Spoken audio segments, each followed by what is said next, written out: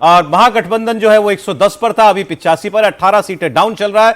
58 पर आरजेडी खुद ही एक ही इंजन लगा हुआ है सारे डिब्बे खींचने में। प्रॉब्लम वहां पर ये दिखाई दे रही है। प्रॉब्लम नहीं है, ये उन्होंने कहा था कि हम इंजन है, यादव ने कहा था, ये बयान दिया था कि हम इंजन है। पर एग्जिट पोल वाले काफी खुश होंगे क्योंकि उनका जो लोअर फिगर था 133 130 उसके आसपास तो जो है इंजन था, पीछे डब्बे नहीं थे। डब्बे नहीं थे। उन्होंने इससे नाराजगी हुई, ट्रेन कैसे बनेगी? सचमुच रजत जी इस बात से नाराजगी, उन्होंने कहा कि यादव इंजन बनेगा, तो बाकी जातियों को लगा कि भाई तुम इंजन बनोगे तो हम लोग कब तक डब्बा बन के। और अजीत जी, आप इस बात को, आपको लगता है कि ये जो सीटें आरजेडी जीत रही है, ये वो सीटें हैं अगर वो चुनाव में घर बैठते तो भी जीत जाते? एग्जैक्टली, ये वो लोग हैं जिनको हर हालत में बीजेपी को हराना है, उन सीटों पर इक्वेशंस ऐसे। एग्जैक्टली वैसी ही सीटें अभी होंगी और उसके अलावा जो दूसरी सीटें अभी बढ़त होंगी वो कम हो जाएंगी। आप देखिएगा अभी वो वैसी सीटों पर बढ़त कम हो जाएगी। दानापुर पर आरजेडी लगातार आगे चल रही है, रामगोपाल यादव पीछे चल रहे हैं। ये मुश्किल होगा, ये कलर कंटिन्यू रखना ये मुश्किल होगा। वो चेंज होगा, कमबैक होगा, ये कमबैक होगा। वो हो सकता है रामकृपाल यादव का, क्योंकि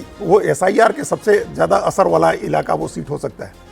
जब इस तरह का ट्रेंड होता है ना, तो जो बड़ी क्लोज कंटेस्ट वाली सीटें होती हैं वो जो विनर होता है उसके पक्ष में जाने लगता है। अभी ये ट्रेंड आया बरुराज सीट का। अगर बरुराज सीट पर बीजेपी लीड कर रही है तो इसका मतलब कि ये बहुत ऊपर जाएंगी सीटें। सबसे टफ सीट, सबसे मुश्किल सीट बीजेपी के लिए मुजफ्फरपुर में। आप देखिए एनडीए 140 के पास पहुंच रहा है रुझानों में, 140 के अराउंड जो लोग कह रहे थे, जहां से शुरुआत ज्यादातर एग्जिट पोल कह रहे थे 135 140 मिनिमम एनडीए जो बता रहे थे, वहां 140 पर देखिए एनडीए खड़ा हुआ आपको दिखाई दे रहा है रुझानों में। बहुत मुश्किल होगा यहां से कमबैक करना, लेकिन फिर हमने भी वो दौर देखा है सनम 2015 वाला, पलट गया था सब कुछ 2-3 घंटे के बाद, तो इसलिए लेकिन रजत जी ने ठीक बात कही, ये दो जो है एक्सेप्शन थे, बट नॉर्मली ये जो ट्रेंड है, इस वक्त तक जो ट्रेंड आता है ये कंटिन्यू रहता है। थोड़ा बहुत मार्जिनल सीटों की संख्या में थोड़ा बहुत अंतर हो सकता है। 2-3 फोर्सेज हैं जो कल हम लोग बात कर रहे थे कि त्रिभुज की 2 भुजाओं का योग हमेशा तीसरी भुजा से बड़ा होगा।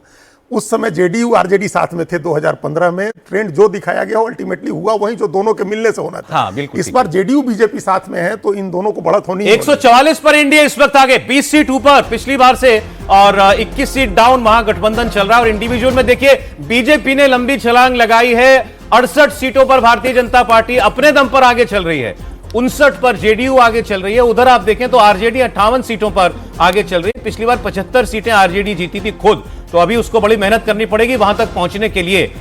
दूसरा बीजेपी पिछली बार 74 थी, उसके आसपास ऑलरेडी पहुंच चुकी है। जेडीयू अभी से ही पिछली बार की 43 से काफी आगे सीटों पर दिख रही है। ये ट्रेंड अभी बदलेगा, क्योंकि ये हो नहीं सकता है कि आरजेडी अपनी सीटें लूज कर रही हो और कांग्रेस वहां तक पहुंच जाए जहां पिछली बार पहुंची थी। अभी कांग्रेस की 14 सीटें दिख रही हैं, वो संभव नहीं लग रहा है। अगर हुआ ये तो क्या, इसका क्या मतलब है? तो राहुल गांधी कामयाब मतलब यह है कि कांग्रेस के लोगों को कांग्रेस मतलब और धोखा हुआ तेजस्वी यादव के साथ कांग्रेस की तरफ से।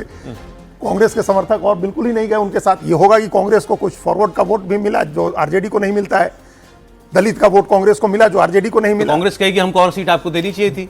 हाँ, इस बार कह सकते हैं। पिछली बार तो कहा जा रहा था अगर ऐसा हो गया तो उसके बाद तो बिग ब्रदर के रोल में आ ही जाएंगे आगे के चुनाव के लिए। उसके बाद तो मानेंगे डायनेमिक्स गठबंधन का चेंज हो जाएगा।